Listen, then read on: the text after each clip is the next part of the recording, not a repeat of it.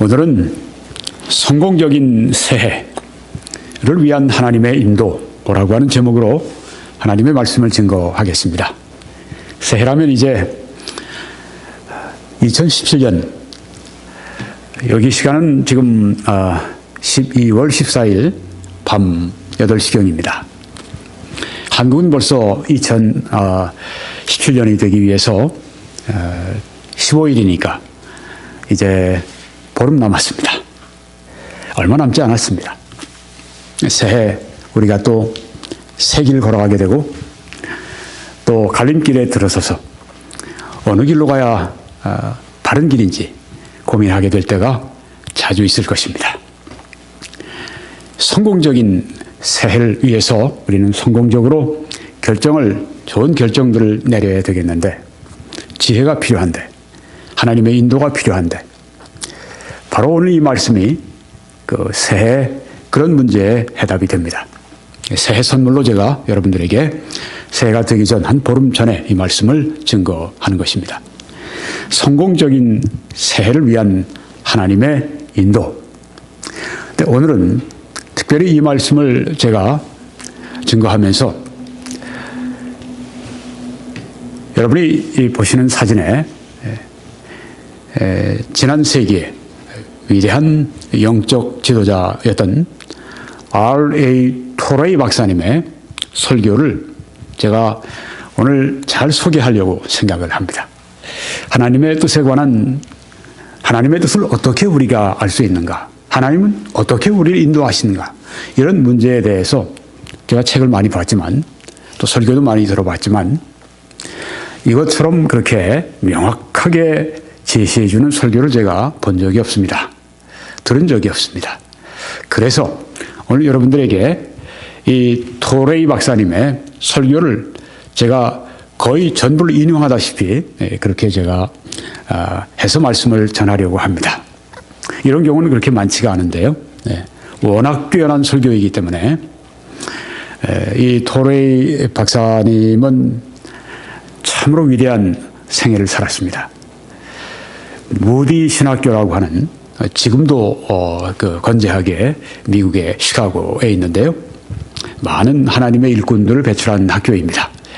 무디 신학교에 처음 교장을 지냈던 그런 분이십니다. 그리고 또 무디 선생이 세운 무디 기념교회, 무디 철치에, 당시에는 시카고 에비뉴 철치인데 거기에 무디의 대를 이어서 이제 담임 목사님이 되어서 또 12년 큰 교회를 또 목회를 했습니다. 그런 후에 그런 이제 세계 전도자의 길을 가기 위해서 이 학장직도 내려놓고 또 그 담임 목사직도 이제 사퇴하고 세계 선교를 다닙니다. 세계 전도를 하러 다닙니다. 큰 대형 집회들을 연 세계적인 그런 그 부흥사 전도자가 되었습니다. 그러다가 이 캘리포니아주에 제가 공부를 했던 바이올라 대학 그 안에 있는 탈봇 신학교에서 제가 공부를 했는데요. 그 바이올라 대학, 아주 서부의 미국 복음주의의 명문 대학이죠. 설립자가 되었습니다. 그 당시에 유니온 석유 회사를 소유했던 이 형제, 이분들이 대단한 미국의 갑부였죠. 그런데 서부에도 훌륭한 이 복음주의 신학교가 필요합니다. 해서 이 R.A. 토레이 박사 같은 위대한 하나님의 종을 이 학장으로 세우시고, 그래서 학장을 하고 또 거기에 오픈도 철치라고 하는 또 큰 교회를 또 목회를 또 함께 하셨습니다. 나중에 또 세계 선교를 또 위해서 그걸 놔두고 또 이제 그 일을 또 세계 전도자 일을 또 하셨는데요. 다양하게 기독교 교육자로, 담임 목회자로, 또한 부흥사로, 그리고 학장으로 뭐 여러 가지 일들을 많이 했습니다. 정말 하나님의 뜻 가운데 살았고 하나님의 뜻이 무엇인가를 알려주는데 탁월한 그런 그 은사가 있는 분입니다. 또 젊었을 때 예일 대학 법대를 공부했기 때문에 이번에 글을 읽으면 아주 명철하고 또 아주 분명하고 명확하고 아주 명쾌합니다. 제가 영향을 제일 많이 받은 분 가운데 한 분인데 이번에 설교의 God's Guidance and How to Get It 이라고 하는 그런 설교입니다. 하나님의 인도, 그리고 그 하나님의 인도를 어떻게 우리가 받을 것인가 하는 것을 이 제목의 설교를 오늘 여러분들에게 제가 물론 제가 소화해서 제 것으로 충분히 소화해서 여러분들에게 말씀을 드리려고 합니다. 이 설교의 명제가 두 가지가 있는데 첫 번째는 하나님의 인도하심이 있다 하는 것입니다. 하나님의 인도하심이 있다고 하는 것입니다. 여러분이 지금 보시는 저 길은 유명한 캐나다 락키의 그 파크웨이 그 길인데 가을에 제가 한번 가서 찍었습니다. 길이 있습니다. 이 깊은 산 중에도 길이 있어서 밴프에서 제스퍼까지 이 길이 잘 닦여 있습니다. 그 길을 통해서 가게 되면 세계에서 10대 경관이 좋은 도로 가운데 하나를 통과하게 되는데요. 이처럼 이 세상을 살아갈 때 하나님이 우리를 인도하시는 길이 있습니다. 그래서 그 길을 따라서 우리가 가게 되면 하나님이 원하시는 목적지로 갈 수 있다고 하는 것입니다. 시편 32편에 내가 여호와 하나님이 내 갈 길을 가르쳐 보이고 너를 주목하여 인도하리로다 이렇게 말씀을 했습니다. 네, 하나님의 인도하심이 있습니다. 두 번째 명제는 하나님의 인도하심을 받는 길이 있다고 하는 것입니다. 하나님이 인도하심이 있고 또 하나님의 인도하심을 우리가 받는 길이 있다라고 하는 것입니다. 성경에 잠언 3장 너는 마음을 다하여 여호와를 신뢰하고 내 명철을 의지하지 말라. 너는 범사에 그를 인정하라. 그리하면 내 길을 지도하시리라. 이렇게 말씀을 했습니다. 여호와를 신뢰하라. 마음을 다하여 여호와를 신뢰하라. 그리고 in everything 모든 일에 범사에 하나님의 주권, 하나님의 그 길을 인정하라. 하나님의 뜻을 인정하라.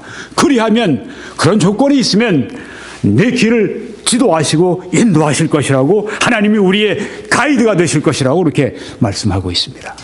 그렇습니다. 두 가지 명제입니다. 하나님의 인도하심이 있습니다. 성경에 분명히 있습니다. 우리의 삶 가운데 분명히 하나님의 인도하심이 있습니다. 그 진리가 있습니다. 또 하나님의 인도하심을 받는 길이 분명히 성경에도 있고 또한 우리 삶 가운데 이해할 수가 있습니다. 그러면 하나님의 인도하심을 받을 수 있는 7가지의 길 혹은 7가지의 원리에 대해서 말씀을 드리기를 원합니다. 첫 번째는 어떻게 우리가 하나님의 뜻을 발견할 수 있는가? 알 수 있는가? 첫 번째 조건이 있습니다. 먼저 예수 그리스도를 당신의 개인의 구주로 영접하시고 또 그분을 주님으로 모시고 순종하는 것입니다. 교회 다니는 것 좋지만 그것으로 절대 부족입니다. 교회를 다니면서도 아직까지 예수님을 구주로 영접해서 구원받지 않은 분들이 있습니다. 오늘 그분들에게는 얼마나 훌륭한 기회인지 모릅니다. 오늘이 구원받을 만한 때고 오늘이 바로 은혜 받을 만한 지금이 바로 그 시간입니다. 예수 그리스도를 당신의 구주로 영접하십시오. 그냥 교회 회원이 되는 것으로 결코 만족해서는 안 됩니다. 난 그래도 교회 나와서 세례받고 침례도 받았는데요. 좋습니다만 그것으로 구원받는 것이 아닙니다. 의식으로나 나의 도덕이나 내가 하나님의 말씀을 지켜보려고 진심으로 노력하고 행한 것이나 이런 것으로 구원받는 것이 아니라 나와는 전혀 상관이 없습니다. 구원은 오직 예수 그리스도가 하신 일입니다. 십자가 위에서 나의 죄를 위해 피 흘려 대신 죽으심으로 말미암아 나의 모든 죄를 다 담당하시고 걸머주시고 나의 죄의 짐을 다 걸머주시고 십자가에서 하나님의 심판을 받고 율법의 저주를 받아 돌아가심으로 말미암아. 왜 그렇게 하셨습니까? 예수님께는 죄가 없으십니다. 우리를 대신해서, 나를 대신해서 십자가에서 죄인 되어 주신 것입니다. 그리고 심판을 받으심으로 말미암아 예수님께서 완벽하게, 완전하게 그 일을 마치셨습니다. 그래서 돌아가실 때에는 내가 다 이루었다 하고 말씀하고 돌아가셨습니다. 다 이루었다. 무엇을요? 죄의 값을 청산하는 일, 그걸 다 이루셨다고 하는 말씀입니다.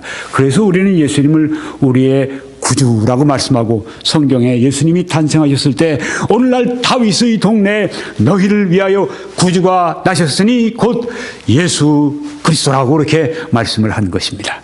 그래서 예수 그리스도, 나의 구주 예수 그리스도를 내 마음에 믿고 영접하면 어떻게 됩니까?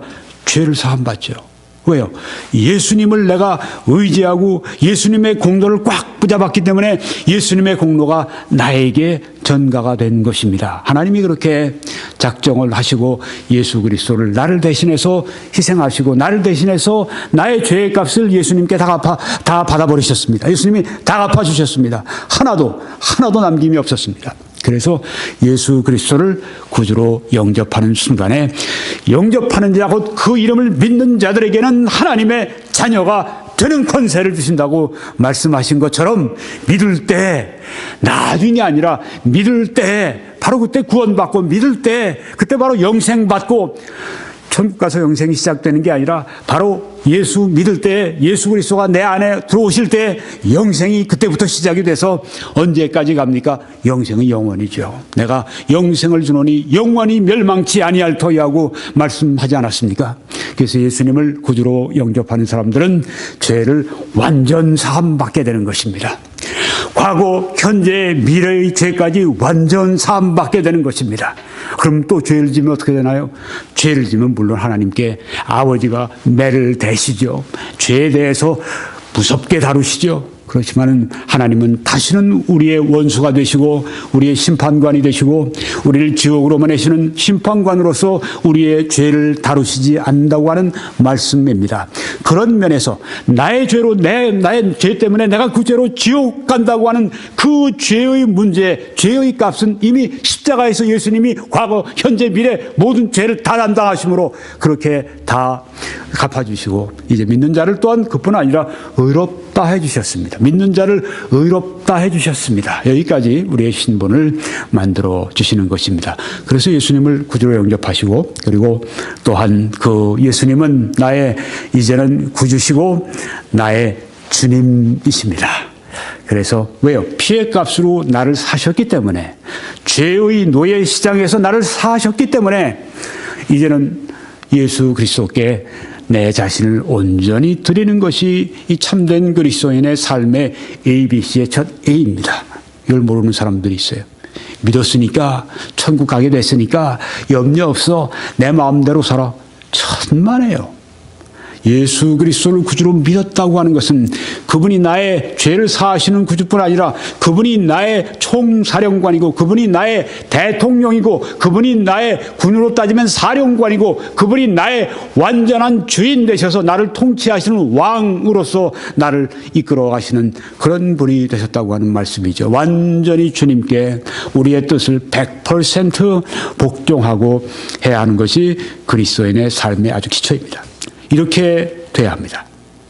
성경의 야고보서 1장 5절에 너희 중에 누구든지 지혜가 부족하거든, 달리 얘기하면 하나님의 인도를 필요로 하거든. 그렇죠? 지혜가 없어서 어떻게 합니까? 하나님의 지혜, 하나님의 인도를 필요로 하거든. 모든 사람에게 후히 주시고 꾸짖지 아니하시는 하나님께 구하라. 그리하면 주시리라. 이렇게 말씀을 했습니다. 너희 중에 누굽니까? 믿지 않는 사람들이 아닙니다. 야고보 사도가 그 성도들에게 하신 말씀이에요. 너희 중에, 성도들 가운데, 성경에 믿지 않는 사람들에게 하나님이 기도의 응답을 약속하신 적은 없습니다. 물론 하나님의 크신 자비 때문에 믿지 않는 사람일지라도 하나님께 막, 하나님이 누군지 잘 모르지만 막 신께 기도해요. 하나님이 긍휼로 그 인간 그 피조물 하나님의 형상대로 만들어진 그 사람의 그 딱한 처지를 보시고 긍휼을 베풀어 주실 수는 있습니다만은, 그렇죠. 하나님이 선인과 악인에게 비를 주시고 햇볕을 주신다고 성경에 말씀하지 않았습니까? 그렇지만 불신자들이 하나님께 부르짖으면 응답하신다고 하는 약속은 성경에 한 군데도 없습니다. 기도의 응답의 약속은 누구에게 있는가? 오직 신자, 오직 성도, 오직 그리스도인, 오직 믿는 자에게만 있습니다. 여기 너희 중에 하나님께 구하라는 말씀이 나오지 않습니까? 너희 중에, 성도 중에 어떤 사람들입니까? 성도는 예수 그리스도를 나의 구주로 온전히 믿고 또한 예수님을 나의 왕으로, 나의 주권자로, 나의 주인으로 믿고 100% 순종하는 사람들이 성경에 나오는 성도의 정의입니다. 네, 구원받고 전적으로 헌신하고 회개하고 예수님을 구주로 영접하는 문제를 이미 말씀드렸습니다. 회개는 뭔데? 회개는 마음을 바꾸는 겁니다. 믿지 않는 데서 믿는 대로 마음을 바꾸는 겁니다. 죄를 사랑하고 쫓아가던 마음에서 버리고 하나님을 사랑하고 하나님을 의지하는 쪽으로 마음을 바꾸는 것입니다. 예수님을 이 시간 여러분의 구주로 모시기 바랍니다. 이렇게 하십시오. 예수님, 저를 용서해 주십시오. 저를 구원해 주십시오. 나를 위해서 십자가에 죽으신 것을 오늘 듣고 제가 믿습니다. 다시 죽은 가운데 부활하신 것을 제가 믿습니다. 참으로 믿습니다. 이 시간 제 마음 안에 들어오십시오. 저를 구원해 주십시오. 이렇게 기도하십시오. 하나님이 지금 그 기도를 기쁘시게 듣고 계십니다. 그리고 응답하십니다. 두 번째는 우리가 가야 할 길을 결정하는 일에 있어서 우리는 전적으로 무능하다고 하는 것을 분명히 깨달아야 되겠습니다. 여러분이 지금 보시는 저 사진에 저 골짜기 밑으로 보이는 저 길은 찻길인데요. 저 길을 따라 제가 올라왔습니다. 제가 미국 락키산에서 락키산 국립공원 거기에서 지금 그 위에서 한 어떤 정상에서 찍은 거로 제가 좀 기억이 됩니다. 락키산을 제가 어떻게 알고 거기에 어떤 그 지점까지 가겠습니까? 전혀 저는 그 어떻게 갈 줄 모릅니다. 길이 있으니까, 네. 표지판이 있으니까, 지도가 있으니까, 내비게이션이 있으니까 그거 보고 가는 것입니다. 없이 제가 저기에 그냥 차를 몰고 갔다면 아마 전 저기서 헤어나오지 못했을지 모릅니다. 네. 우리가 가야 할 그 인생의 길, 내가 다르게 결정할 수 없다. 난 무능하다. 그런 면에서. 이런 깨달음이 우리들에게 확실하게 있어야 합니다. 오늘 본문 말씀에 너희 중에 누구든지 지혜가 부족하거든 하고 말씀했습니다. 나의 지혜가 한계가 있거든. 더 나아가서는 하나님이 원하시는 그 뜻을 나는 내 판단력으로는 결코 내가 알 수 없다. 이런 자기 자신의 판단 능력에 있어서 하나님의 뜻을 이해하는 면에 있어서 내가 전적으로 불가능하다. 이런 확실한 이 믿음이 있어야 합니다. 지혜가 부족하거든. 자기의 판단력을 믿어서는 안 됩니다. 오히려 주님의 지혜를 전적으로 의지하는 마음이 있어야 합니다. 잠언 3장에도 스스로 지혜롭게 여기지 말지어다 하고 말씀했습니다. 머리가 좋고 판단력이 좋고 그런 사람들이 자기 판단력으로 살아가려고 합니다. 이건 그리스도인의 삶의 원리가 아닙니다. 내가 아무리 지혜로워도 하나님의 지혜와 어떻게 비교할 수가 있겠습니까? 내가 아무리 지혜로운 사람이지라도 내일 24시간 후에 일어날 일을 내가 어떻게 합니까? 모릅니다. 지혜는 무엇입니까? 사전을 보니까 미국의 유명한 메리엄 웹스터 사전을 보니까 좋은 센스, 지각이다. 혹은 판단력이다. 이렇게 정의를 합니다. 지혜가 부족하거든, 지혜가 없거든, 좋은 지각이나 판단력이 없거든, 하나님의 뜻에 대해서 드리는 말씀이에요. 어떤 다른 정의를 보면 지혜는 지식이나 나의 지식이나 나의 경험이나 나의 이해나 상식이나 나의 통찰력 등을 다 이렇게 활용을 해서 종합적으로 활용을 해서 생각하고 행동하는 능력을 말한다. 생각과 경험과 통찰력과 이해와 지식과 상식과 이 모든 내가 가지고 있는 것들을 잘 종합하는 그 능력, 그리고 그걸 따라 행동하는 능력이 지혜인데요. 우리가 하나님의 지혜를 말하고 있습니다. 여기서 말하는 하나님의 지혜는 우리의 이런 그 판단력보다 훨씬 뛰어난 하나님의 지혜, 하나님의 그 판단력, 하나님의 그 지식, 그걸 말하고 있습니다. 여기 지금 R.A. 토레이 박사는 이렇게 말을 합니다. 만약 우리가 하나님의 인도하심을 받으려면 우리는 우리 자신의 판단력에 대한 신뢰를 완전히 버려야 한다. Absolutely 이런 표현을 잘 쓰는데 절대적으로 버려야 합니다. 하나님의 인도하심을 받고자 하면 내가 내 자신의 판단력을 믿는 그 믿음을 완전히 버리라고 하는 이야기입니다. 내가 이만큼 판단력이 되니까 하나님이 조금만 도와주시면 돼. 이게 아니라고 하는 것입니다.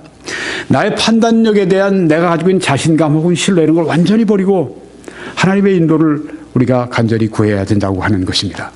너희 중에 지혜가 없거든 내가 스스로는 하나님의 뜻, 하나님의 길을 발견할 수 없다고 하는 것을 확실히 내가 알고 있어야 됩니다. 계속 읽겠습니다. R.A. 토레이 박사의 말씀입니다.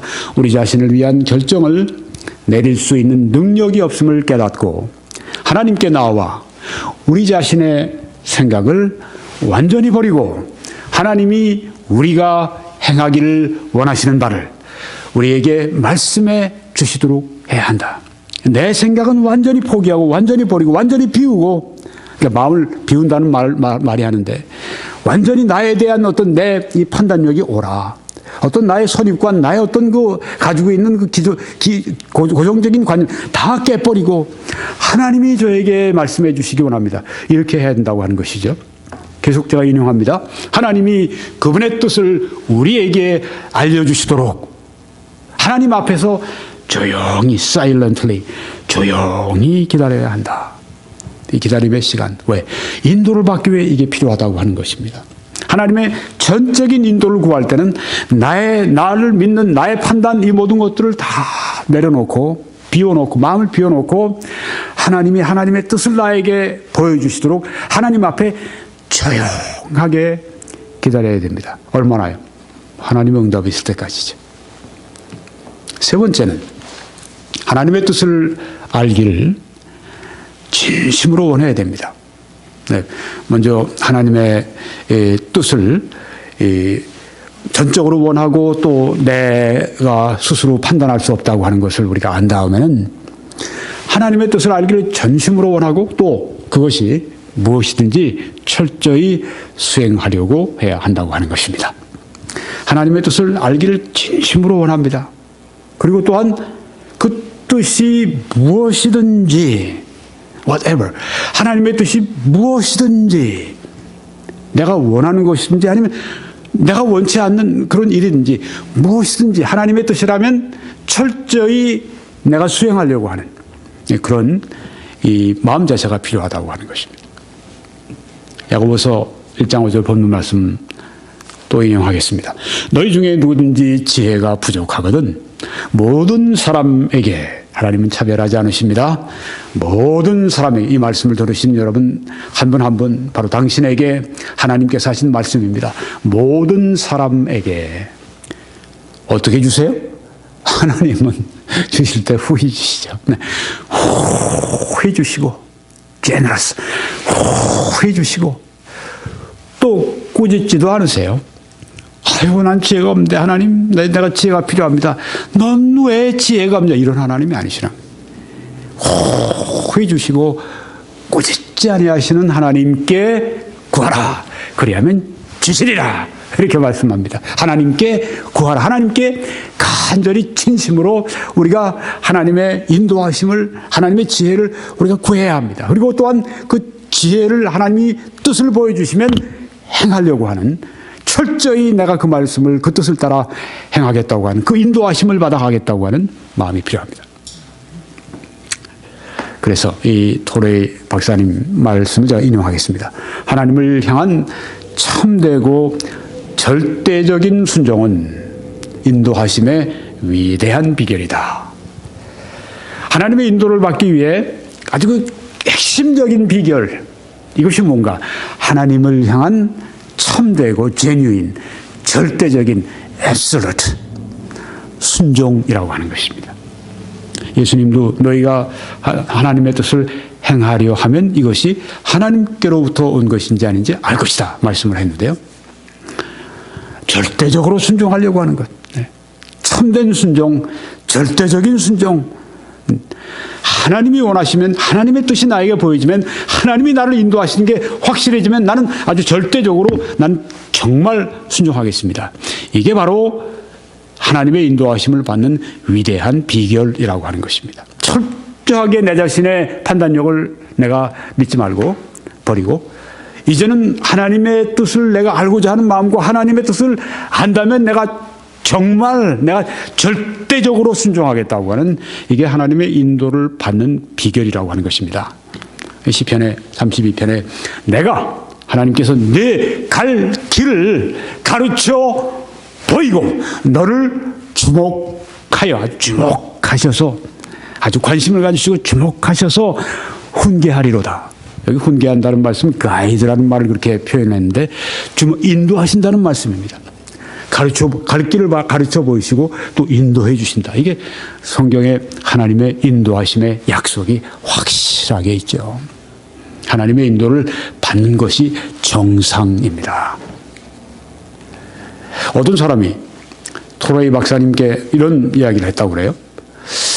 제가 아프리카에 가도록 하나님께서 인도하셨습니다. 그래서 몇 월 며칠 날 이제 제게 하나님이 돈을 주실 것입니다. 뭐 특별히 뭐 헌금을 뭐 선교 헌금을 받는다든지 뭐 그런 걸 생각하는 거예요. 네. 그런데 그날이 됐는데 돈이 도착을 안 했어요. 아, 그럼 하나님의 인도하심이 없는 것인가? 아니죠. 오해를 했던 것이죠. 하나님의 인도가 아닌데 스스로가 하나님의 인도라고 여겼던 것이죠. 그것 때문에 이렇게 됐으니까 하나님의 인도가 없는 게 아닙니다. 하나님의 인도는 있습니다.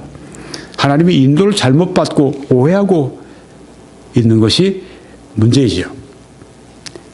우리가 이 바른 길을 선택하는 게 인생에 얼마나 중요한지 모릅니다. 네. 바로 새해 우리가 그 바른 길을 선택하기 위해 하나님의 인도를 따라 하나님이 원하시는 바른 길로 가기 위해 우리가 오늘 이 말씀을 보고 있는 것입니다. 그래서 이 말씀, 가르쳐 보이고 훈계하고 인도하신다는 말씀이고 다음에 나오는 말씀이 성경 말씀이 이겁니다. 너희는 무지한 말이나 노새같이 되지 말라. 그렇죠. 그냥 그냥 불안해요. 그냥 뭔가 그냥 자기 뜻대로 하려고 그래요. 그냥 주인 말 듣질 않아요. 그냥 이런 무지한 말이나 노새같이 되지 말지어다. 이렇게 말씀하신 것입니다. 인도를 받으려면 무지한 말, 무지한 노새같이 되지 마라. 이 성경이 이렇게 말씀합니다. 되지 말라. 그것들은, 이 무지한 말과 노새들은 재갈과 굴레로 단속하지 아니하면 너희에게 가까이 가지 아니하리로다. 무지한 말, 무지한 노새는 이거는 재갈 물리고 이거는 굴레를 해서 확 잡아 끌어야 갑니다. 왜? 오른쪽으로 잡아 끌고 왼쪽으로 잡아 끌고 그래야 그렇게 갈 수밖에 없어요. 이렇게 고집이 강하고 자기 뜻대로 하려고 그러고 주인 뜻 무시하고 이렇게 하면 어떻게 됩니까? 이 재갈 그냥 하다가 보면 아주 완전히 그냥 깨져버리겠죠. 우리 토레이 박사님이 그 말씀을 하더군요. 네, 이렇게 순종하지 않고 이렇게 무지한 말처럼 노새처럼 자기 그냥 어떤 자기 의지와 자기 뜻대로 행하려고 하는 그 사람들은 하나님께서 먼저 이 턱을 부시셔야만 한다고. 근데 재갈을 물려서 계속해서 그냥 그렇게 해서 턱이 무너지고 난 다음에 그 다음에 이제 따른다고 하는 거예요. 그렇게 되지 말아야죠. 그렇게 돼서는 안 되죠. 온유한 자를 하나님께서 인도하신다고 말씀했습니다. 하나님 앞에서는 겸손해야 돼요. 하나님 앞에서는 낮아져야 돼요. 하나님 앞에서는 온유해져야 됩니다. 그렇지 않으면 매 많이 맞습니다. 언제까지? 하나님이 원하시는 그 온유함이 올 때까지, 하나님이 원하시는 그 겸손함이 올 때까지, 하나님이 원하시는 그 부드러움이 올 때까지 하나님이 계속 재갈을 물리치고 계속 굴레로 단속을 하십니다. 하나님이 얼마나 무서운 분이신데, 하나님께서 한번 단속하시기 시작하시면 무섭습니다. 거기에 그 하나님의 징계의 손길에 절대 떨어져는 안 됩니다.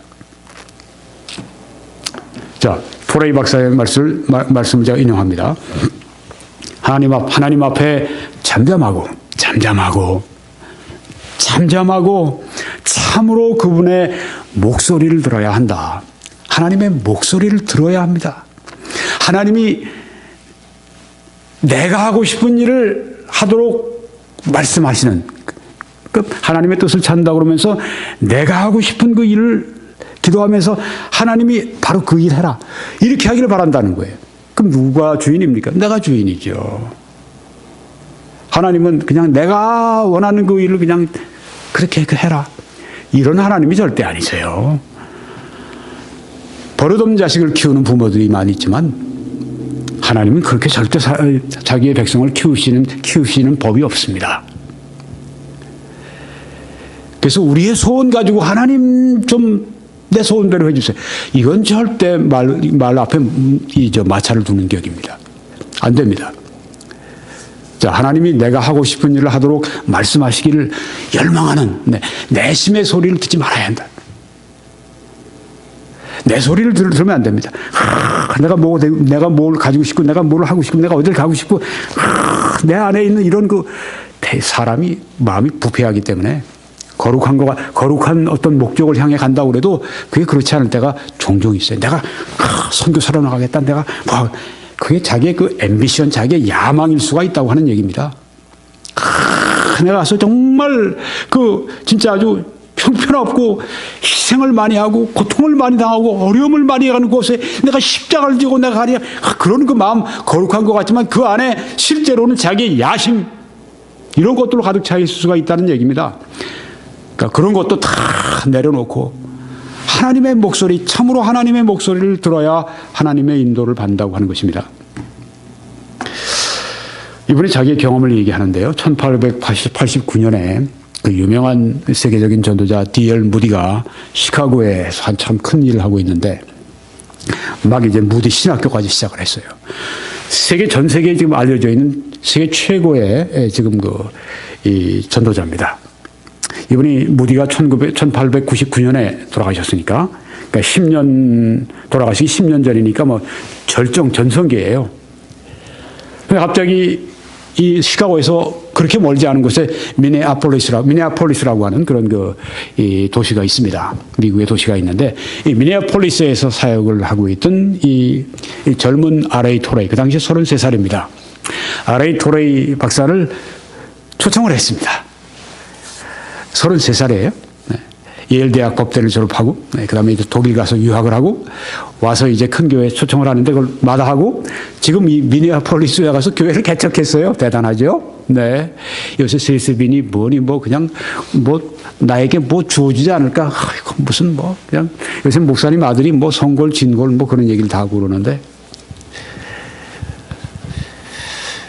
여기 지금 이분은 큰 교회를 목회할 수 있는 능력도 있고, 그런 데도 불구하고 뉴욕이나 그런 데 있었어요. 다 놔두고.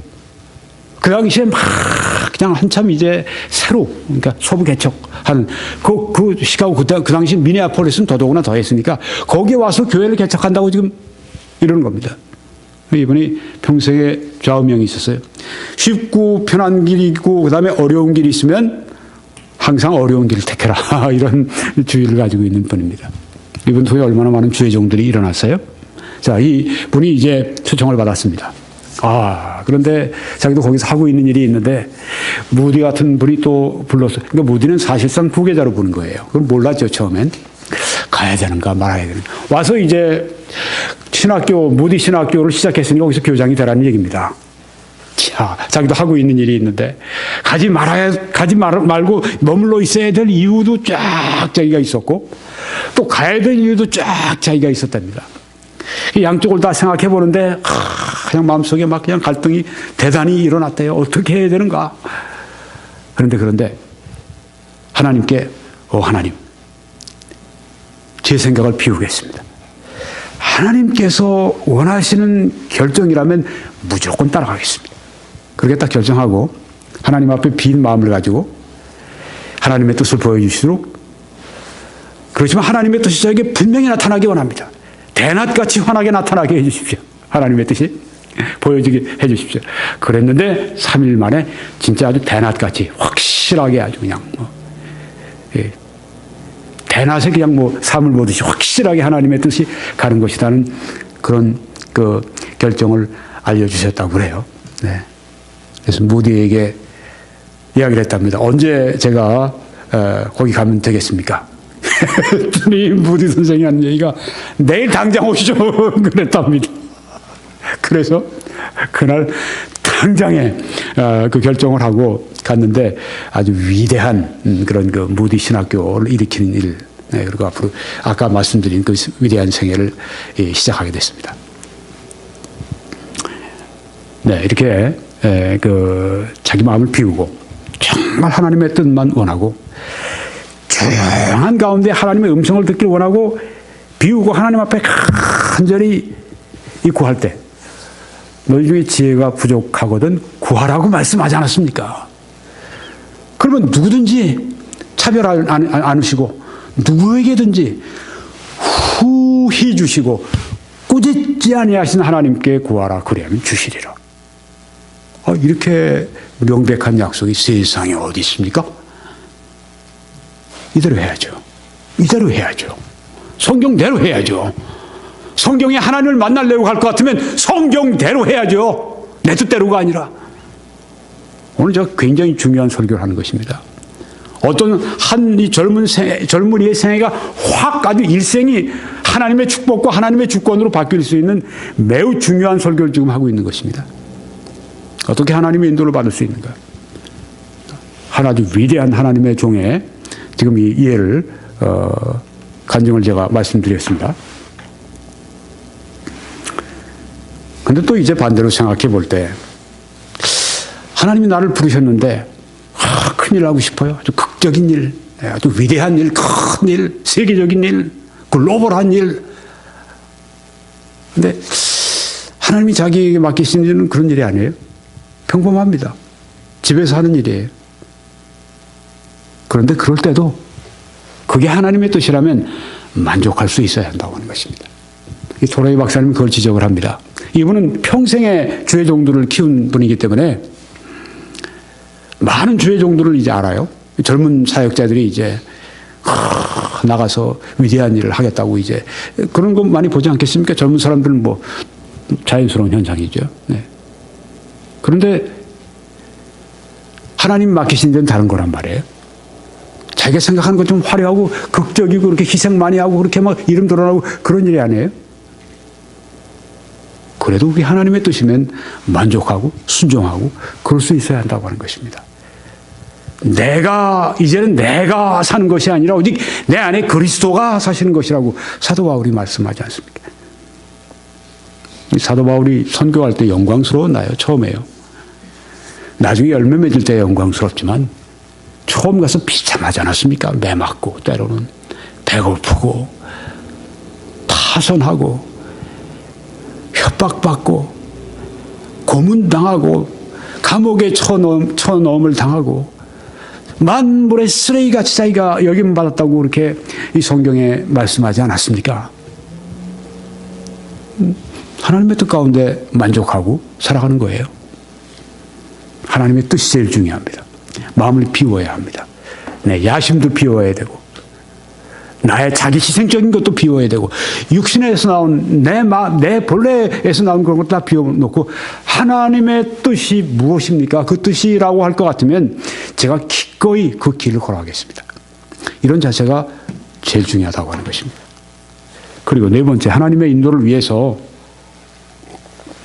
명확한 기도를 해야 합니다. 아주 재밌는 사진이 있죠. 네, 여러분이 보시는 사진이 아주 재밌습니다. 저기 지금 그 나무에 저기 지름이 7m나 됩니다. 지름이 7m가 되는 나무고 챈들리어 트리라고 하는데 캘리포니아 북부로 가면 저기 있습니다. 높이가 저기에 보니까 뭐 315피트면 높이가 105m 정도가 돼요. 네, 105m가 되는 그 나무입니다. 수령이 보니까 2400년 된 나무랍니다. 저기 지금 이렇게 오래전에 누군가가 어떤 사업하는 사람인가 본데 저렇게 그 나무에 저렇게 이 밑에 이렇게 아주 잘라놨어요. 차가 하나 들락날락 할 수 있도록. 네. 저기 보이는 차가 제가 타고 간 차입니다. 기아 벨인데요. 저기 지금 운전석에 제가 앉아 있어요. 지금 저렇게 차가 여기 통과했습니다. 네. 명확한 그 길, 명확한 기도. 하나님의 인도를 구하는 명확한 기도가 필요합니다. 너희 중에 누구든지 지혜가 부족하거든 모든 사람에게 후히 주시고 꾸짖지 아니하신 하나님께 구하라 하고 말씀했습니다. 그러면 주시리라. 인생의 모든 길목에서 여기는 또 제가 전에 이 렌털카를 해서 태평양 연안 도로를 제가 지금 타고 가던 때 찍은 사진입니다. 모든 길목마다 뭐 집안일이든 뭐 직장일이든 뭐 학교에서의 일이든 뭐 모든 분야에서 그냥 큰 일이든 작은 일이든 하나님의 인도를 구해야 된다고 하는 것입니다. 전적으로 하나님의 인도를 구하는 삶, 구체적으로 구해야 합니다. 하나님께 구하라. 그래야만 주시리라. 자, 5번째. 하나님의 인도를 받기 위해 우리는 하나님께서 나의 기도, 당신의 기도를 들으시고 인도해 주실 것을 분명히 기대해야 한다고 하는 것입니다. 기도만 드려서 되는 것이 아니라 기도를 드리면서 믿지 않고 그냥 드리긴 하는데 이게 될까? 이런 응답이 안 된다는 말씀이에요. 기도를 하나님이 들으시고 계신다. 인도해 주실 것이다 하는 분명한 기대를 하라고 하는 것입니다. 여기에 하나님께서 모든 사람에게 후히 주시고 꾸짖지 아니하신다고 말씀했습니다. 이 말씀 무엇입니까? 주신다는 말씀인데 그 말씀을 우리들에게 강조해서 후히 주신다고 말씀한 것입니다. 하나님은 주신다고 하는 것을 확실히 우리가 믿고 있어야 됩니다. 이런 믿음이 참 저에게는 없네요. 네. 믿음을 주시도록 기도할 뿐 아니라 성경을 볼 뿐 아니라 공부해야 됩니다. 왜요? 믿음은 들음에서 나며 들음은 그리스도의 말씀으로 말미암았느니라. 그 말씀했기 때문이거든요. 하나님의 말씀을 우리가 늘 묵상하고 기도하고 공부하면, 제대로 공부하면 그 믿음은 들으면서, 여기는 또 저는 옛날엔 들었으니까, 네, 이렇게 인쇄된 게 없었으니까 주로 들었죠. 네, 근데 우리는 지금 읽습니다. 듣고 읽고. 네. 믿음은 들으면서 나며, 지금 이런 성경을 전하는 것도 지금 하나의 듣는 것이고, 그 믿음이 하나님의 말씀을 통해 믿음이 옵니다. 그래서 하나님 말씀을 늘 가까이 하고, 하나님 말씀을 늘 진지하게 이렇게 보면서 공부하고 이런 사람들은요, 기도에 믿음이 안 생길 수가 없어요. 나는 기도를 많이 하는데도 왜 이렇게 기도할 때 보면 그 믿음이 내가 없을까? 이유는 여기 있습니다. 여기요. 이 말씀이 없는데 어떻게 그 믿음이 생기겠어요? 물론 무엇인지 구하면 그중에 믿음도 포함이 되어 있으니까 그렇게 해서 기도를 통해 믿음도 받지만, 여기 분명히 말씀하지 않습니다. 들으면 그리스도의, 믿음은 들음의 말씀으로 말미암았다. 말씀을 여러분이 진짜 부지런히 공부하셔야 돼. 여기 오직 믿음으로 구하고 조금도 의심하지 말라. 네. 그냥 자꾸만 의심 들고 자꾸만 믿음이 안 생기면 자꾸만 말씀 보세요. 네, 말씀을 보는 정도가 아니라 깊이 공부하세요. 그럼 믿음이 와요. 믿음이 와요. 오지 말라고 그래도 와요. 그렇게 방법을 쓰면 공부를 하셔야 됩니다. 대가 없이 믿음이 안 옵니다.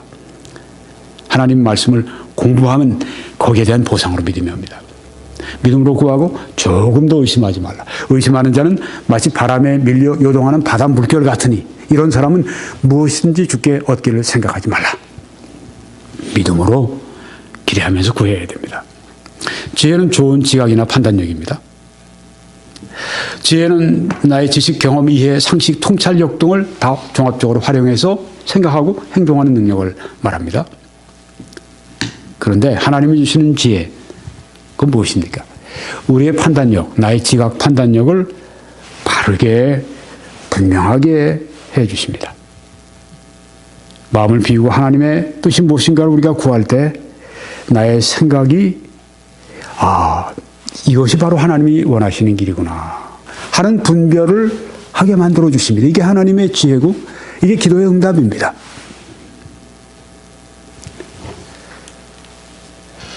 성경의 그를 향하여 우리의 가진 바 담대함이 이것이니 그의 뜻대로 무엇을 구하면 들으심이라.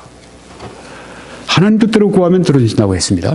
우리가 무엇인지 구한 바를 들으시는 줄 안즉 우리가 그에게 구한 그것을 얻은 줄을 또한 아느니라. 어디에서 기도에 담대함이 있는가? 확신이 있는가?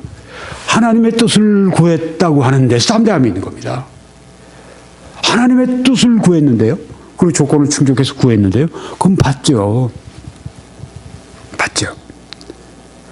그런데 하나님의 인도는 하나님의 뜻입니까? 물론입니다. 너희 중에 누구든지 지혜가 부족하거든 구하라 말씀하지 않았습니까? 그러면 하나님이 주시리라. 후히 주시리라. 그 하나님의 뜻인데요. 하나님의 지혜는 하나님의 인도하심인데 하나님의 인도하심 하나님의 뜻입니다.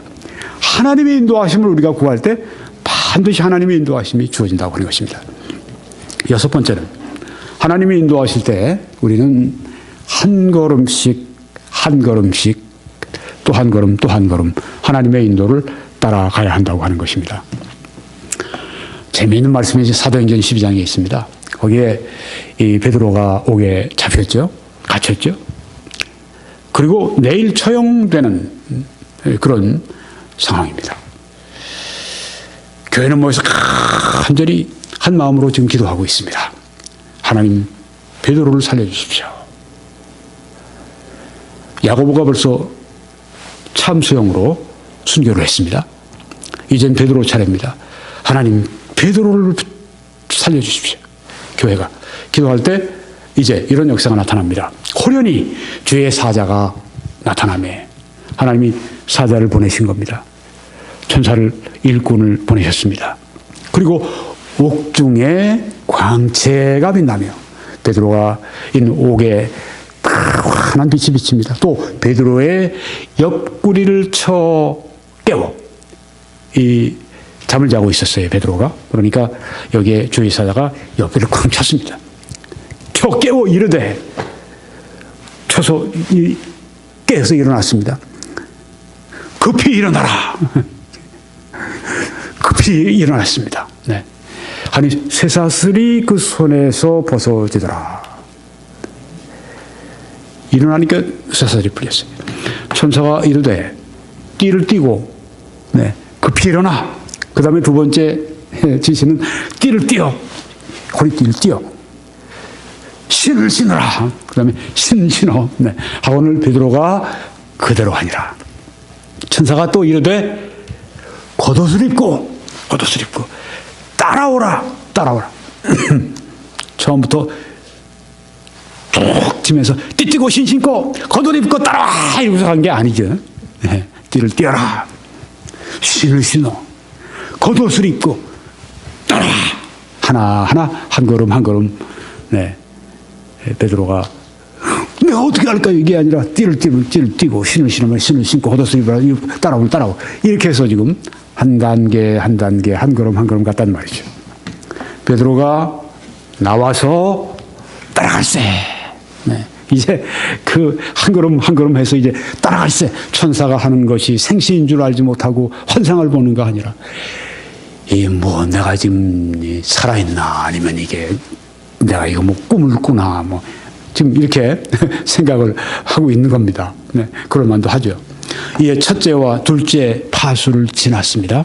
시내로 통한 쇠문에 이르니 저절로 열리는지라. 아까는 수갑이 저절로 풀렸고 여기서는 문이 저절로 열리고 나와서 한 거리를 지나매 천사가 거기까지 데려오는 거예요. 문 다 열리게 하고 한 거리를 지나서 오니까 그다음에 천사가 떠나가 버렸습니다. 천사가 곧 떠나더라. 한 걸음 한 걸음 이렇게 인도하지 않았습니다. 하나님의 인도가 한꺼번에 다 주어지는 것이 아니라 한 걸음 한 걸음 주어진다고 하는 것입니다. 사도행전 16장에도 또 흥미로운 말씀이 있습니다. 사도 바울이 이제 2차 선교 여행을 떠날 때 먼저 그 터키의 남부 지방을 쭉 가서 지나가면서 이제 세운 교회들을 돌보고 격려하고 그 다음에 이제 서쪽으로 전에 복음을 전하지 못한 터키의 서쪽 해안 서쪽에 있는 그곳으로 발걸음을 옮기고 있습니다. 거기에는 인구가 제일 많고 도시들도 많고 거기는 아주 부유하고 힘이 있는 그런 그 도시들 그런 지역입니다. 그러니까 터키를 복음화시키기 위해서 거기가 아주 중요한 핵심적인 것이기 때문에 이제 거기로 갑니다. 그런데 거기를 아시아라고 성경에 말씀합니다. 그 당시 로마 성령의 아시아, 거기 터키의 서부. 성령이 아시아에서 말씀을 전하지 못하게 하시거늘. 저 이제 아시아로 막 터키 남부를 지나서 서부로 막 들어서려고 하는데 성령이 거기에서 복음을 전하지 말라. 이렇게 그에게 지시하십니다. 어떻게 했습니까? 그들이 부르기아와 갈라디아 땅으로 다녀가. 부르기아 갈라디아 중북부입니다. 그 서부로 가다가 이제는 터키의 북쪽으로 이제 그 방향을 돌려서 그쪽 지역을 선교하기 위해서 갑니다. 왜? 아시아의 성령이 말씀을 전하지 못하게 하셨기 때문에. 그러니까 처음부터 사도 바울은 뭐 성령께서 넌 이번에는 어디로 가라 이런 지시를 받은 게 아닌 것이 분명합니다. 그렇죠? 네. 분명히 하나님이 주신 지혜가 있었죠. 네. 그러니까 이제 남부를 이제 거쳐서 서부로 가려고 그러니까 딱 못 가게 하셨습니다. 그런데 무시아는 이제 북쪽이에요. 터키의 북쪽을 가니까 무시아 앞에 이르러 비두니아로 가고자 했을 때 계속 북쪽으로 아주 터키의 북단 쪽으로 가고자 했을 때 예수의 영이 허락하지 아니하시는지라. 예수의 영, 성령의 다른 용어입니다. 성령은 예수의 영이십니다. 물론 성령과 예수 그리스도는 위격에서는 다르시죠. 그렇지만 본질에서는 똑같으신 분입니다. 본질에서는 동일하십니다. 동일하신 하나님이십니다. 그러니까 위격으로는 성부, 성자, 성령 세 분이 위격으로는 계셔도 실제로는 본질상 동일한 분이니까 한 분 하나님이시라고 하는 겁니다. 자, 예수의 영, 성령을 예수의 영이라고 지금 불렀어요. 왜요? 본질상 예수님의 영이십니다. 그래서 예수의 영이 성령이 허락지 아니하시는지라. 북쪽으로 하는 걸 또 막으시네. 네. 서쪽으로 하는 걸 막으시더니 그래서 이제 북쪽으로 올라가니까 북쪽에서 또 막으시네. 뭡니까? 한 걸음 한 걸음 인도하셨습니다. 사도 바울이 처음부터 안디옥에 있으면서 2차 선교행을 어디로 갈까요? 하나님 다 보여주십시오. 그렇게 안 했습니다. 보여주시지도 않았고요. 가면서 그때 인도를 받았던 걸 볼 수 있어요? 서부로 안 되니까 터키의 북부로 또 막으시니까 어떻게 됐습니까? 북쪽으로 오다가 또 북서쪽으로 이렇게 방향을 또 틀어 올라갑니다. 그리고 무시아를 지나 드로아에 내려갔다고 했습니다. 거기는 어디입니까? 자, 서부로 가다가 막혀서 북쪽으로 가는데 북쪽으로 가다 막히니까 또 서쪽으로 또 가는데 서쪽에 그러니까 북서쪽이죠. 북서쪽 거기에 드로아가 항구가 있는데 그 드로아에서 배를 타고 조금 가면 거기에 뭐가 있냐면 마게도냐라고 하는 지금 그리스 그 마게도냐 거기가 있는 데입니다. 그 드로아에 내려갔는데 밤에 환상이 바울에게 보이니 밤에 환상이 나타났어요. 바울에게 마게도냐 사람 하나가 서서 그러니까 바다만 건너면 있을 그 유럽 사람들이에요. 지금 이 톨키는 다 이 아시아, 소아시아, 이 아시아 계통이죠. 근데 지금 저기는 마게도냐는 이제 유럽 사람들이. 그럼 유럽 사람, 마게도냐 사람 하나가 환상 중에 서서 그에게 사도 바울에게 청하여 이르되 마게도냐로 건너와서 우리를 도와주십시오. 마게도냐에 와서 우리를 도와주세요. 우리를 도와주세요. 이 마게도냐 사람이 환상 가운데 나타나서 우리를 도와달라고 막 이러니까 사도 바울이 어떻게 됐습니까? 아, 이게 하나님의 뜻인 줄 알고 그리로 가게 됩니다. 그래서 2차 선교행이 이제는 유럽 선교로 이제 적극적으로 나가게 되는 아주 중요한 그 분수령을 이루는 것입니다. 이게 보십시오. 서부로 가다가 막으시니까 북쪽으로 가다가 거기서 또 막으시니까 한 걸음, 그 다음에 서북쪽으로 가니까 거기에서 그때 이제 드로아에서 환상이 나타나고 마게도냐 사람의 그 환상을 보고 이제 유럽으로 더 이상 터키가 아니구나. 터키는 이제는 더 이상 아니구나. 이게 서부도 아니고 북부도 아니고 하나님이 여기서 또 우리를 저 곳으로 보내시는구나. 처음 안디옥에서 2차 선교행 어디로 갈까? 이게 다 계획하고 간 것이 아닙니다. 가다가 또 하나님이 이렇게 방향을 알려주시면 그리로 가고 또 방향 알려주시면 또 방향으로 알려 이렇게 해서 한 걸음 한 걸음 갔다고 하는 것입니다. 토레이 박사님에게 한 대학생이 와서 이렇게 얘기를 합니다. 하나님이 저의 장래를 어떻게 인도하실지 제가 참 공부 마치고 어떻게 해야 될지 고민을 참 많이 하고 있습니다. 앞으로 대학 생활을 얼마나 더 하면 졸업해요? 2년을 더 해야 됩니다. 그러면 2년 후에 일 지금 염려하지 말고 하나님이 지금 인도하시는 것 따라가면 2년 그때 졸업할 때 되면 하나님이 길 인도하실 거 믿고 그렇게 한 단계 한 단계 따라가세요. 그렇게 조언을 해 주셨다고 합니다. 맞습니다. 네, 한 단계 한 단계를 한 발짝 인도하실 때 가는 것입니다. 마지막으로 하나님의 인도는 분명한 인도하심임을 항상 명심하십시오. 굉장히 중요한 교훈입니다. 아주 중요합니다. 잘 들으셔야 됩니다. 제가 이제 이 차를 캘리포니아 주에서 텍사스 주에 공부하기 위해서 이삿짐 일부를 여기다 싣고 당장 써야 될 것들 싣고 지금 여기 저희 집사람과 함께 지금 차를 타고 가면서 뉴멕시코에서 찍은 사진입니다.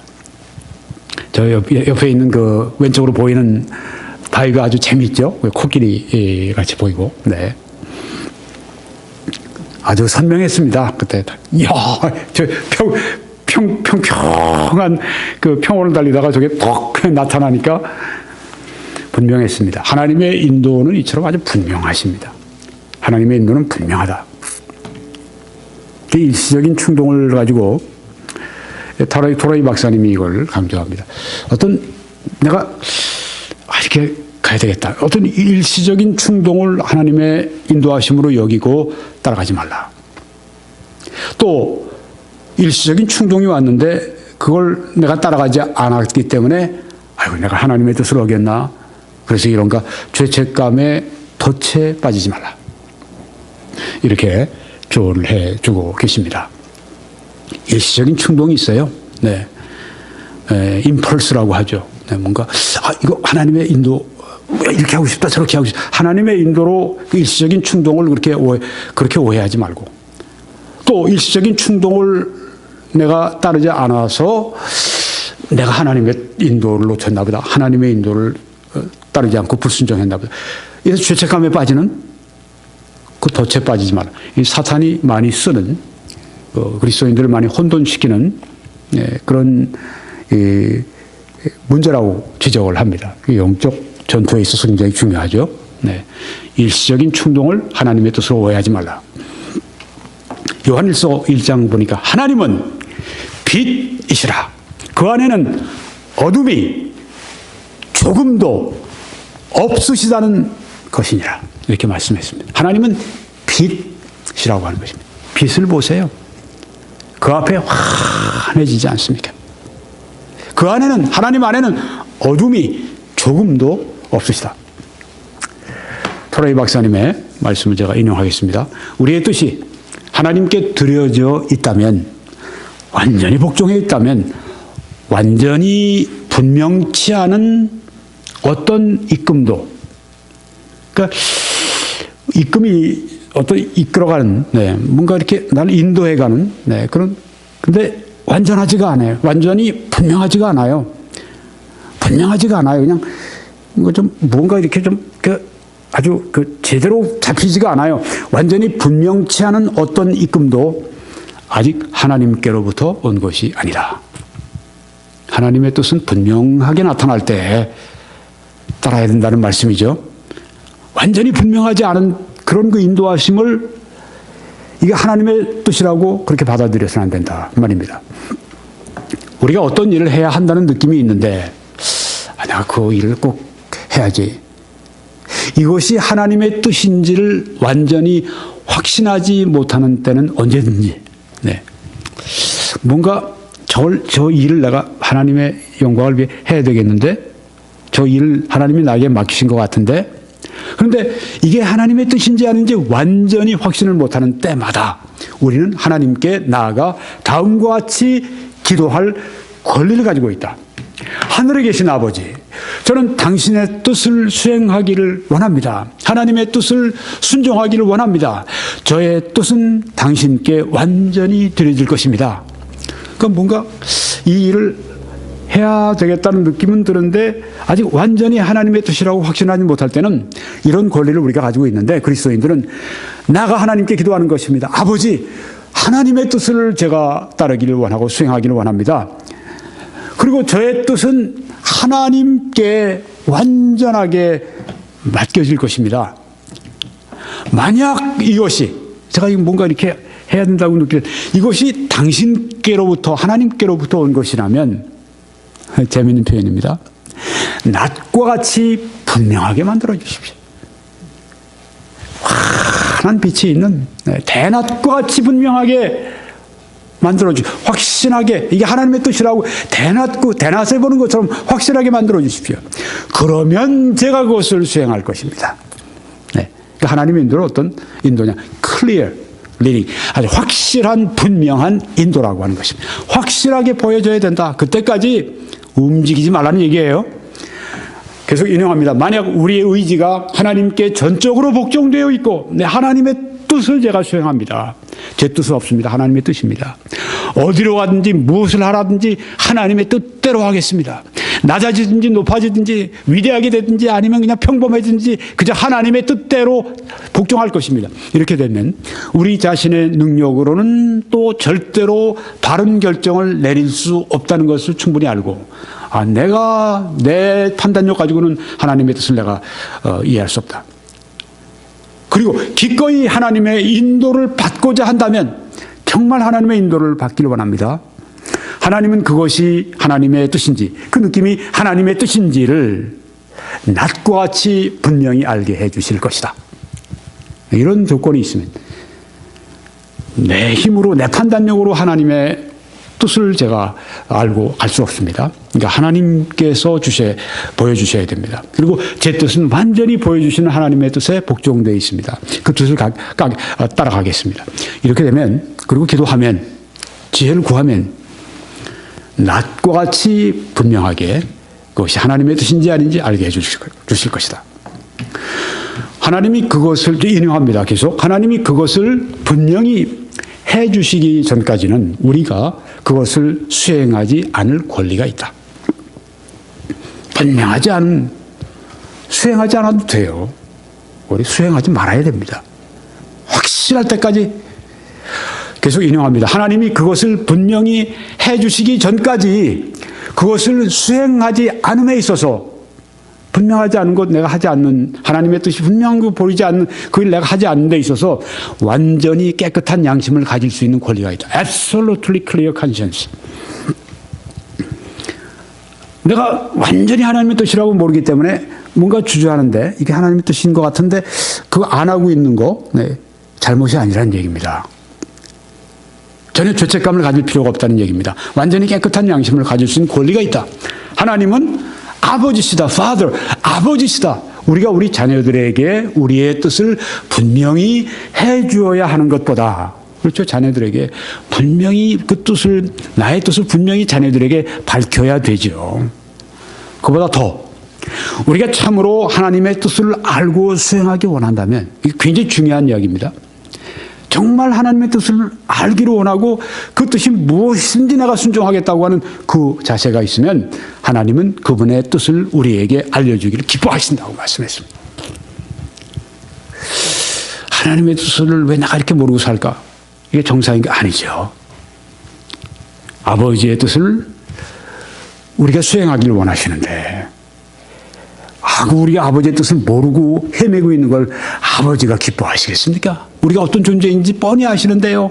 놔두면 그냥 헤매는 존재인 걸 아시는데, 그래서 하나님의 뜻을 행하기보다 망치는데 그걸 놔두시겠습니까? 알려주길 기뻐하시는데 대낮과 같이 분명하게 알려주기를 원하신다는 것입니다. 아버지이시기 때문에 우리가 하나님 앞에서 극도로 두려워하거나, 이거 뭐냐, 하나님의 뜻을 안 한 거 아니야? 극도로 두려워하거나 하나님의 뜻을 준행하지 않았다는 지속적인 느낌 가운데 살아가야 할 권리가 우리에게는 전혀 없다. 하나님의 뜻이 분명하게 보일 때까지 움직이지 않는 것, 전혀 문제되는 것이 아닙니다. 오히려 그렇게 할 때 문제가 있다는 것입니다. 강조가 그것입니다. 토레이 박사의 강조가, 내가 이거 안 해서 분명하지 않아서 내가 못하고 이러고 있는데 이거 내가 하나님의 뜻을 제가 못하고 있는 거 아니야? 안 된다는 것입니다. 그렇게 할 필요가 없다는 것입니다. 분명할 때까지 기다리라고 하는 것입니다. 그런데 반대로 분명해졌는데도 불구하고 꾸물거려요. 환하게 대낮처럼 그 불을 밝혀주셨는데, 내가 이렇게 하다가 보면 내가 위험당하지 않을까, 어려움당하지 않을까, 내가 이랬다간 오히려 하나님께서 그 빛을 거두시고 어둠을 주신다는 말씀. 그런데 반면에 대낮처럼 환하게 분명한 하나님의 인도도 아닌데 자기 느낌으로 그냥 해요. 실패를 자초하는 것입니다. 그래서 계속 인용하겠습니다. 우리가 그리스도를 영접하고 우리의 의지를 하나님께 바쳤을 때 우리는 무서워하는 종의 영을 받은 것이 아니라, 성경에 있죠, 무서워하는 종의 영을 받은 것이 아니라 자녀로서 하나님을 어린아이같이 신뢰하며 아바 아버지, 아빠 아버지라고 부르는 자의 자리에, 신분의 위치에 이르게 하신 성령을 받은 것이다. 무서워하는 종의 영을 받은 게 아니에요. 혼돈의 영을 받은 게 아니에요. 하나님의 영, 성령을 우리가 모셨어요. 우리에게 주셨고 우리는 모셨어요. 성령은 어떤 분이십니까? 우리에게 하나님의 깊은 것을 알게 해주시는 분 아닙니까? 우리에게 하나님의 뜻을 알게 해주시는 분이 아니십니까? 성령을 우리에게 주셨는데 하나님의 인도와 하나님의 지혜를 우리에게 안 주신다니 말도 안 되는 얘기죠. 그래서요, 분명한 인도, 이걸 받아야 된다고 하는 것입니다. 대낮과 같이 환하게 해주십시오, 하나님. 이것이 하나님 되시면 대낮과 같이 확신할 수 있게 해주십시오. 이게 필요합니다. 이 자세가 필요합니다. 하나님의 인도는 분명합니다. 그래서요, 이 마지막 말씀입니다. 요한일서 4장에 사랑하는 자들아, 영을 다 믿지 말고 오직 영들이 하나님께 속하였나 분별하라. 많은 거짓 선지자가 세상에 나왔습니다. 분별하라고 말씀을 했습니다. 오직 영들이 다 하나님께 속하였나 분별하라. 이 분별하라는 말씀은 헬라어로는 도키마조라고 그렇게 하는데, 도키마조라고 하는 건 점검하라, 조사하라 이런 뜻입니다. 누군가 나에게 이거 하나님의 뜻인데, 나에게 확실히 말씀했는데 이거 당신이 하는 게 하나님의 뜻이라고 하나님은 나에게 분명히 말씀하셨는데 당신이 이거 해야 돼. 어떡합니까? 하나님의 뜻인가? 이러지 말라는 얘기입니다. 점검해봐, 이 말씀이에요. 조사해봐. 어떻게 해요? 그건 당신이 받은 거고 하나님이 나에게 알려주실 거야. 그래가지고 하나님 앞에서 간절히 기도해서 대낮과 같이 환하게 나에게 분명히 알려주시면 그럼 그때 가서 행동하면 돼요. 어떤 사람들은 자기가 예언 은사 받았다고 하는 사람들이 있습니다. 이런 예언 내가 받았는데 당신은 어떻게 해야 돼?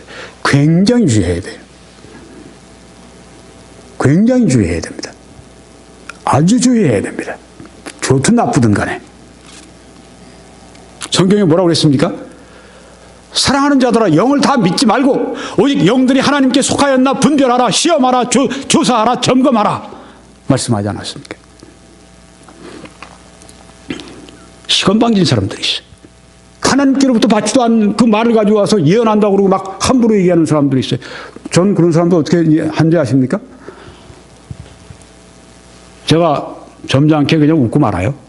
네. 절대 함부로 믿어서는 안 됩니다. 길흉을 예언하는 사람들이 있어요. 교회 안에 무당들입니다. 교회 밖에만 무당이 아니라 교회 안에 무당들이에요. 어떻게 합니까? 여기 성경에 하나님께 속하였나? 오직 영들이 하나님께 속하였나? 분별하라, 독심하죠, 점검하라, 조사하라. 마치 형사가 조사하듯 검찰에서 조사하듯 점검하라, 조사하라. 이 성경의 가르침 아닙니까? 목사님 뭘 그렇게 아주 사람들을 의심하게 성경이 말씀하지 않습니까? 성경이 오직 영들이 다 하나님께 속하였나? 분별하라, 독심하죠, 점검하라, 조사하라, 따지라. 왜? 많은 거짓 선지자가 세상에 나왔습니다. 제가 언제 한번 교회 안에 무당과 교회 밖에 무당이라는 제목으로 설교하려고 합니다. 오늘 여기까지만 제가 말씀을 드립니다. 하나님의 인도하심을 받는 7가지 원리, 이것은 새해, 성공적인 새해, 하나님의 인도를 받을 수 있는 열쇠입니다. 새해 최고의 선물입니다. 첫째, 예수 그리스도를 당신의 구주로 영접하시고 그리스도를 당신의 주님으로 모시고 복종하십시오. 두 번째 원리, 우리가 가야 할 길을 결정하는 일에 있어서 우리는 전적으로 무능하다는 것을 분명히 깨달아야 합니다. 세 번째, 하나님의 뜻을 알기를 진심으로 원하고 그것이 무엇이든지 철저히 수행하려고 해야 합니다. 빨간 글씨는 거기에 아주 핵심입니다. 네 번째, 하나님의 인도를 위한 명확한 기도를 해야 합니다. 다섯 번째, 하나님께서 당신의 기도를 들으시고 인도해 주실 것을 분명히 기대하십시오. 이게 믿음입니다. 여섯 번째, 하나님이 인도하실 때 한 걸음 한 걸음 한 걸음 한 걸음 주 예수와 함께 날마다 우리 걸어가리. 바로 그 한 걸음씩 하나님의 인도를 따르십시오. 그리고 7번째, 하나님의 인도는 분명한, 클리어, 아주 대낮같이 분명한 인도하심임을 항상 명심하셔서 늘 하나님께 이 뜻을 대낮과 같이 분명하게 만들어 주시라고, 깨닫게 해주시라고 기도하시기 바랍니다. 이제 여러분 www.21church.com 으로 들어오셔서 필그림 글로벌 펠로우십의 웹사이트로 들어오셔서 다른 설교들을 시청하시기 바라고요. 여러분들이 이 사역을 위해서 기도해 주시고 또 동영상을 이렇게 알려주시고 헌금해 주셔서 감사합니다. 여러분이 이 보시는 왼쪽에 코너에 보시면 맨 밑에 이 메뉴에 선교 헌금란이 있습니다. 클릭해 주십시오. 그럼 거기에 필요한 정보가 들어있어서 어떻게 이 사역을 재정적으로 후원하실 수 있는지 모든 정보가 들어있습니다. 여러분이 함께 계속해서 서주셔서 이 시대를 위한 성령의 새로운 물결, 하나님의 새로운 역사가 더 강력하게 나타나도록 헌신해 주시면 감사하겠습니다. 그렇게 하실 때 하나님의 크신 축복이 여러분들과 함께 하시길 간절히 축원합니다.